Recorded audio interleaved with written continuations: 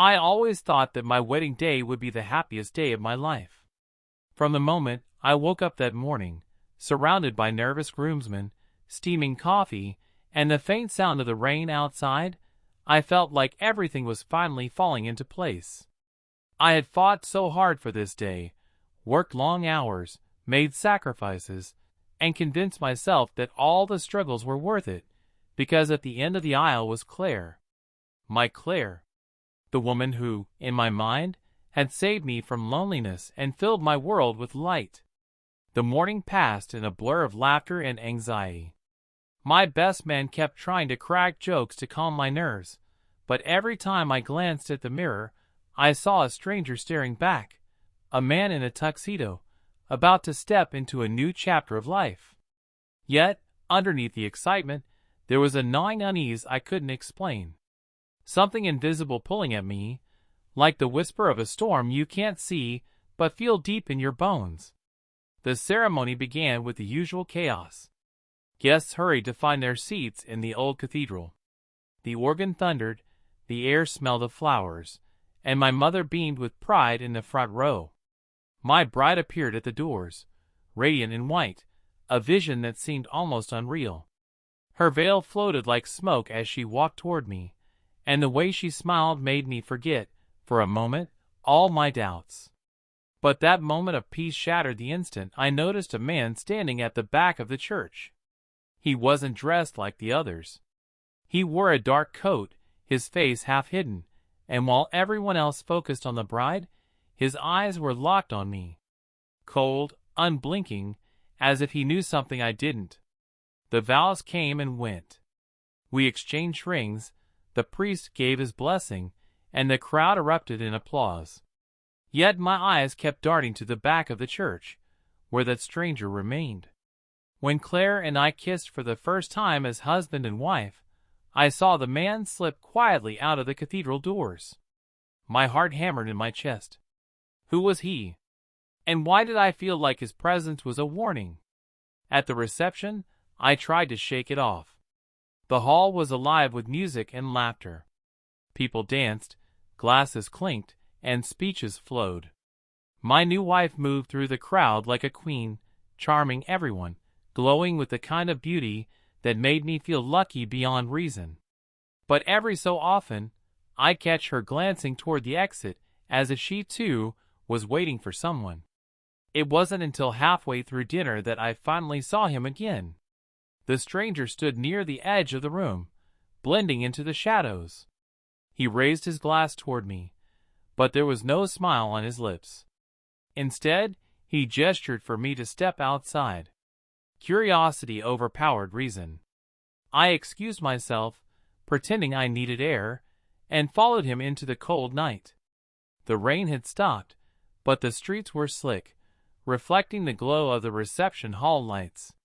He stood beneath a street lamp, his face now fully visible. He was younger than I expected, with sharp features and eyes that carried something between pity and fury. "Do you know who you married?" he asked. His voice was low, steady, and chilling. My throat tightened. "What are you talking about? She's not who you think she is. Claire is not her real name. And you've just married into a nightmare." I froze, my stomach lurching. At first, I wanted to laugh, to dismiss him as some jealous ex or uninvited guest. But something in his eyes told me this was no drunken rambling. He pulled out a folded photograph from his pocket and handed it to me. In the dim light, I saw Claire, but not as I knew her. Her hair was darker, shorter. She wore different clothes, a different style, and stood beside people I had never seen before. But it was unmistakably her. And on the back of the photograph, in neat handwriting, was a name I had never heard in my life. Not Claire. Not even close. I looked back at the stranger, my pulse racing. "What is this supposed to mean?" "It means," he said, stepping closer, "that the woman you just swore to love until death do you part has been lying to you since the day you met. And if you stay by her side, death might come sooner than you think." 1,000 questions swirled in my mind. colliding with the sound of muffled music drifting from the reception hall. My wife, or whoever she really was inside, laughing, dancing, toasting to our future. And yet, in that moment, I realized I didn't know her at all. But before I could demand answers, the man turned and melted into the night, leaving me clutching the photograph with trembling hands. I stumbled back into the hall, my head spinning. Everything around me seemed distorted, the music too loud, the laughter too forced, the lights too bright. When I found Claire again, she looked up at me with that same radiant smile, but now I noticed the cracks.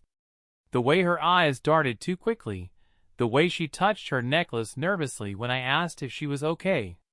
I slipped the photograph into my pocket, hiding it, but my world was already unraveling.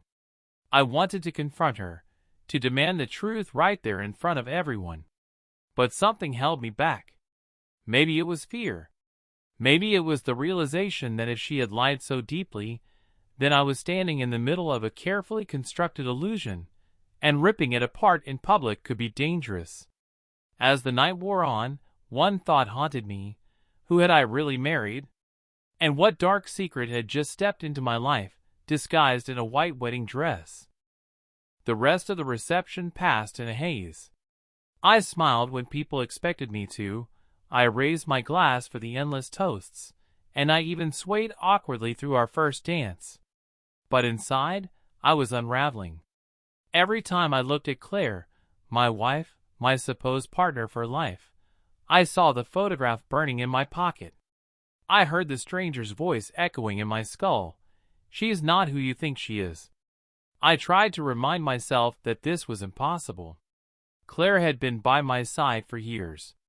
I knew her favorite songs, the way she laughed when she thought no one was listening, the scar on her wrist from when she cut herself on broken glass. She wasn't some stranger. She couldn't be. And yet, when she leaned close during the dance, pressing her lips to my ear, I noticed something new. A faint trace of perfume I didn't recognize.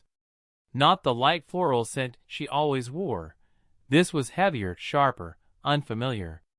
Details I had once overlooked now screamed at me like alarms. By midnight, when the guests finally began to leave, I was exhausted. Claire clutched my arm, beaming, thanking everyone who congratulated us. I forced myself to play the part of the happy groom, but my insides churned. I needed answers. When the last guest had gone and the music faded, Claire and I slipped into the car waiting to take us to the hotel. She leaned her head on my shoulder, sighing with contentment. "I can't believe it," she whispered. "We're finally married." Her words should have filled me with warmth. Instead, they felt like a knife twisting deeper. I stared out the window at the blur of city lights, rehearsing what I was going to say, how I was going to confront her. But when we reached the hotel suite, when I saw her glowing in the dim light as she kicked off her shoes and laughed about how tired she was, I faltered. How do you accuse the woman you love of being someone else? I waited until she disappeared into the bathroom. The sound of running water filled the room, and I pulled the photograph from my pocket again. Her face, different hairstyle, different clothes, different life, stared back at me. The name scrawled on the back, Elena Voss. Elena. Not Claire. The name rolled through my mind like thunder. The bathroom door opened, and Claire emerged, her hair down, face washed free of makeup. She looked younger, softer, almost vulnerable. She smiled at me, but something flickered in her eyes when she noticed the photo in my hand. "What's that?" she asked, her voice tight. I froze. I hadn't meant for her to see it so soon. "It's you," I said, my voice shaking. "Or someone who looks exactly like you. Except the name isn't Claire. It says Elena. Who is she?" For the briefest moment, her mask slipped. I saw it, the flicker of fear, the tightening of her jaw. But then she smiled again, too quickly. "Where did you get that?" she asked. "A man gave it to me. At the reception," he said, He said I don't know who you really are. Her smile faltered. She sank into the chair across from me, staring at the floor. Silence stretched between us until it became unbearable. Finally, she whispered, "You weren't supposed to find out. Not like this." The room tilted. My chest tightened. "Find out what? Who are you, Claire?" She looked up at me with eyes full of something I couldn't read: sorrow, regret, maybe even guilt. And then she said it. "My name isn't Claire. It's Elena." The word shattered something inside me. She continued, her voice low but steady, as if she had rehearsed this confession countless times. "I was part of something before I met you. Things I can't erase, no matter how much I wish I could. That man you saw, he knows. He wants to drag me back into it." "What things?" I demanded. My voice cracked, my hands trembling. "What are you talking about?" Her eyes filled with tears, but she didn't answer. Instead, she reached for my hand, gripping it with desperate strength. "I love you," she whispered. "That's the only truth that matters. Everything else, it's dangerous. The less you know, the safer you'll be." I yanked my hand away. "You lied to me. From the start. Our whole relationship, was it real or just another part of your cover?" The tears spilled down her cheeks. "It was real," she swore. "Every moment with you is real. But my past isn't something you can just ignore. If you dig too deep, it will destroy us both." I stared at her, torn between rage and heartbreak. The woman I had promised my life to was a stranger. And yet, I could still feel the pull of love, the memory of every smile, every touch. But before I could speak, there was a knock at the door. A sharp, urgent knock that made both of us freeze. Claire, no, Elena, went pale. She whispered, "Don't open it." The knock came again, louder this time. I stepped toward the door despite her protests, my heart pounding. When I opened it, the stranger stood there. The same man from the reception, his expression grim. "You didn't listen," he said, pushing past me into the room. "She doesn't belong to you. She belongs to them." Elena stood, her face hardened now, no longer vulnerable but fierce. "Leave him out of this," she snapped. The man sneered. "You really think you can run forever? They'll never let you go. And dragging him into it? That's cruel." I looked between them, my head spinning. "Somebody tell me what's going on!" I shouted. Neither answered. They just stared at each other like predators circling prey. Finally, the man turned to me. "She used you," he said. "She married you because it gave her protection, a new identity. But the moment they find her, you'll be collateral damage." "That's not true." Elena's voice cracked with desperation. "I married him because I love him. Yes, I ran, yes, I lied about my name, but it's real." The man shook his head. "You have no idea what she's capable of." And with that, he slipped something into my hand. A second photograph. This time, it showed Elena with a group of people, all of them armed, standing in front of a crumbling building. She wore combat gear, a cold expression on her face, nothing like the woman I thought I knew. My stomach dropped. Elena's eyes widened when she saw what he had given me. "That was a long time ago," she whispered. "I'm not that person anymore." I couldn't breathe. The room closed in around me. My wife, my bride of a single day, had once lived another life. A dangerous one.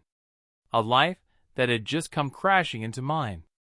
The man turned to leave, but not before delivering his final warning. "You can stay with her if you want.